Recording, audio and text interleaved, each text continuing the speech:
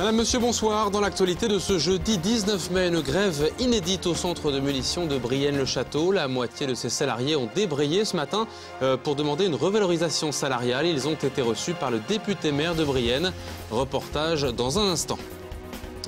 Un jeudi par mois, on coiffe gratis à Sainte-Savigne, une action de solidarité pour aider les femmes qui cherchent du travail à se relooker.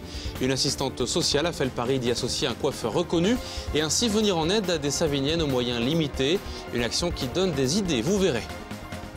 Et enfin, une découverte dans ce journal. Nous irons au moulin de Doche pour découvrir non pas le moulin restauré, mais le nouveau jardin médiéval en contrebas. Un espace de 800 mètres carrés de verdure dédié aux plantes anciennes. Le public a pu le découvrir le week-end dernier en pleine maturité. Mais d'abord, une annonce du syndicat général des vignerons. C'est désormais officiel, sauf grande surprise de la météo. Les vendanges seront précoces cette année. Elles débuteront autour du 25 août dans la Champagne et donc dans l'Aube, voire un peu plus tôt. La cause, bien sûr, le taux élevé d'ensoleillement sur les vignobles au bois. Les vendanges commenceront donc 2 voire 3 semaines plus tôt que l'an dernier. Et les recrutements se feront donc, bien entendu, eux aussi plus tôt. La précédente vendange précoce dans l'Aube remonte à 2003. Vous ne le saviez peut-être pas, mais le plus grand dépôt de munitions de France se situe dans l'Aube, à Brienne-le-Château, à la sortie du village précisément. Il alimente tous les théâtres d'opération de la France. Et ce matin, la moitié des salariés civils de cet établissement étaient en grève. Du jamais vu sur ce site militaire. Les employés, une cinquantaine, ce matin demandaient une reconnaissance salariale. Ils ont au moins obtenu d'être reçus ce matin par le député maire de Brienne, Nicolas Dhuicq. Le récit de Jonathan Duron. La grève pour 50% du personnel civil du dépôt de munitions de Brienne-le-Château. Suite à un appel national au mouvement, les salariés se sont rassemblés à l'entrée du dépôt ce matin afin de faire entendre leurs revendications. Depuis le 22 juillet 2010, les ouvriers d'État du détachement de Brienne-le-Château n'ont eu aucune augmentation de salaire. Avec la suspension des bordereaux de salaire, il y a une perte de 4% du pouvoir d'achat pour les ouvriers d'État. Ne parlons pas des fonctionnaires qui, eux, sont encore bien plus mal lotis. Les personnels civils ne doivent pas être traités comme des larbins, mais il faut aussi une certaine reconnaissance de nos compétences, de nos qualités et arrêter de tirer sur les effectifs parce qu'au bout d'un moment, on est vraiment sur la corde raide. Bien que le Rassemblement national était prévu à Mourmelon, les ouvriers d'État et les fonctionnaires grévistes du site sont restés à Brienne-le-Château. Nous avons décliné localement cette grève parce que nous avons suffisamment de motifs de mécontentement. Outre les bordereaux de salaire, la déflation d'effectifs qui nous touche. Il faut savoir que dans les années 1990, nous étions entre 250 et 300 ouvriers d'État ou fonctionnaires. À l'heure actuelle, nous ne sommes plus que 110. Donc ça, obligatoirement, ça fait une charge de travail supplémentaire. Ça crée aussi un problème de polyvalence. On demande aux gens de faire tout et n'importe quoi. Voilà, ça c'est déjà les premières revendications locales. Poumon pyrotechnique de l'armée de terre, le dépôt de munitions de Brienne-le-Château est le plus grand de France, avec une surface de 1000 hectares. Dès ce matin 9 h, le chef de détachement a reçu la délégation syndicale. Suite à l'audience auprès du colonel, donc, nos revendications ont été transmises, au DRHMD, donc ressources humaines du ministère de la Défense. J'espère que ça montera jusqu'au ministre. En fin de matinée, la délégation s'est entretenue 1h30 avec le député maire de Brienne-le-Château. À la sortie, sa réponse leur laissait peu d'espoir. Évidemment, la totalité des revendications sont étudiées.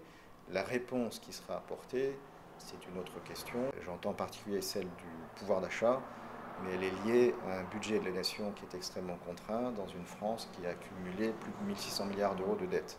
Le détachement de munitions de Brienne-le-Château assure avec 3 autres compagnies munitions de Metz-Vaupy la distribution et le soutien technique de près de 70% des stocks de l'armée de terre. La sécurité des soldats en opération extérieure sur le terrain en dépend donc directement.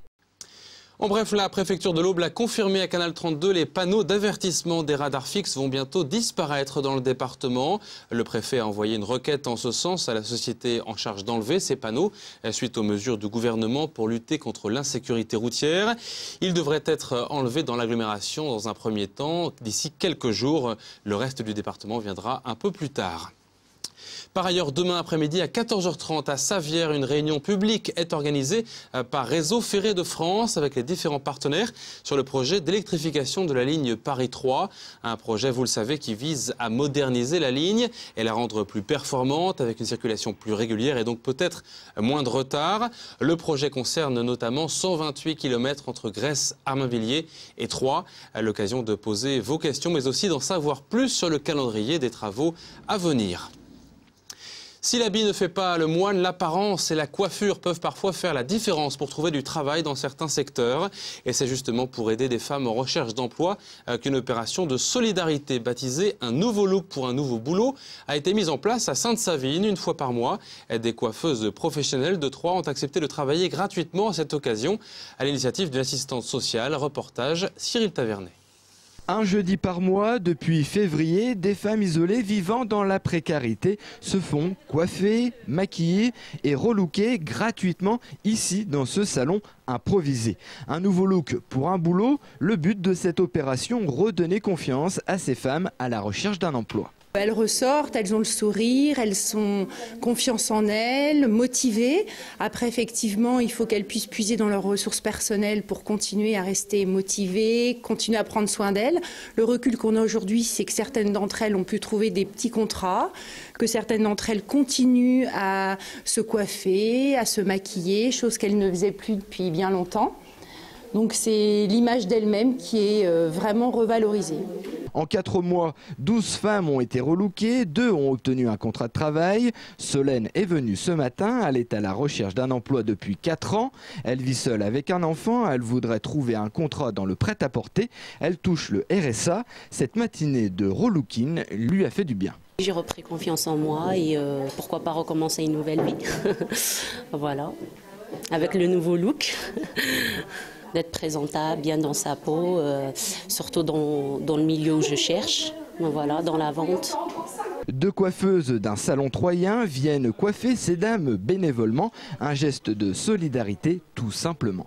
Quand Philippe Tapresse m'a parlé du projet il y a 1 an, je lui disais c'est quelque chose qu'il faut faire parce qu'on a envie de le faire et de se faire du bien et faire du bien. Et je lui dis on n'attendait aucun retour en fait. Et on s'est dit, on ne sait pas ce qui peut nous arriver dans la vie. Il peut nous arriver des choses, des drames où on ne sait pas, manque de finances, etc. Et nous, on aimerait bien qu'on nous tende la main. On aimerait bien des gens comme nous. Enfin, je pense qu'on est assez connus sur Troyes. On évolue dans un milieu haut de gamme. Et c'est vrai qu'après, quand on a... Enfin, toutes les portes se ferment en fait. Quand on n'a plus d'argent, malheureusement, toutes les portes ferment. Et en fait, c'est vrai que moi, je sais que nous, on aimerait bien que ça nous arrive aussi.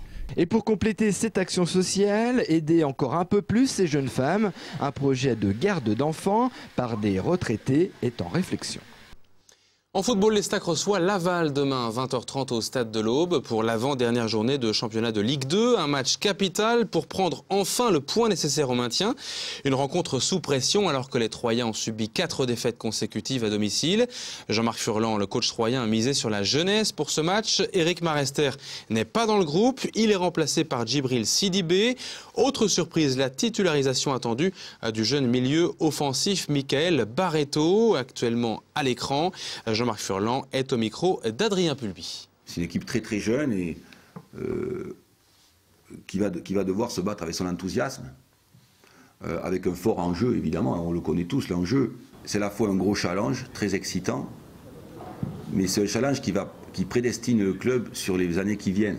C'est-à-dire qu'à la fois, je vois ce que vous voulez dire, parce qu'à la fois l'idée du maintien est très importante, puisqu'on voulait 44 points, on ne les a pas atteints, mais surtout par rapport à ce qui va se passer les années prochaines, c'est que bien le club investit sur ses jeunes, sur son centre de formation.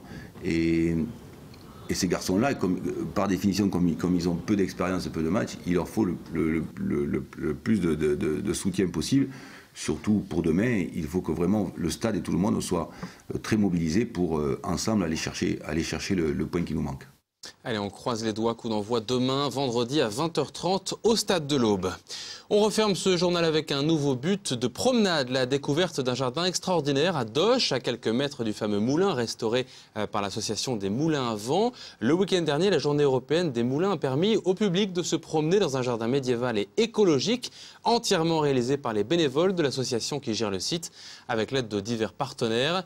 Bienvenue au royaume de l'authentique, regardez. C'est un jardin. À coup sûr, ce jardin aurait inspiré Charles Trenet car il n'a rien d'ordinaire avec ses 200 variétés de plantes et de fleurs en contrebas du moulin restauré. Il s'étend sur 800 mètres carrés.